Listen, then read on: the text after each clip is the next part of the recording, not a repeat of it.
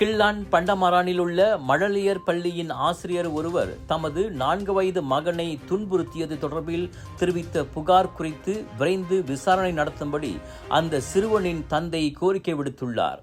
கடந்த மே 13ஆம் தேதி தனது மகனை மழலையர் பள்ளியிலிருந்து அழைத்து வரச் சென்ற போது அவனது காதின் பின்புறம் மற்றும் கன்னத்தில் வீக்கம் மற்றும் கீறல் இருந்ததாக அந்த ஆடவர் தெரிவித்தார்.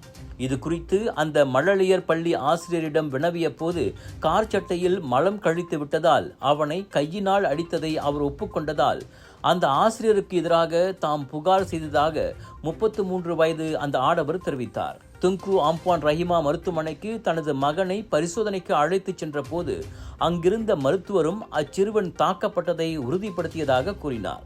இந்த சம்பவத்தினால் மீண்டும் மழலையர் பள்ளிக்கு செல்வதற்கு தமது மகன் அஞ்சுகிறான் என்றும் அவர் செய்தியாளர்களிடம் தெரிவித்தார். 3 வாரங்களுக்கு முன் இந்த சம்பவம் நடந்த போதிலும் சம்பந்தப்பட்ட ஆசிரியரை போலீசார் இன்னும் கைது செய்யவில்லை என புகார்தாரரின் வழக்கறிஞரான ராய்ஸ்டன் தான் கூறினார். பாதிக்கப்பட்ட சிறுவனுக்கு நியாயம் கிடைப்பதற்கு தென்கிள்ளான் போலீஸ் தலைமையகம் இந்த விவகாரத்தை விரைந்து கவனிக்க வேண்டும் என அவர் கேட்டுக்கொண்டார்.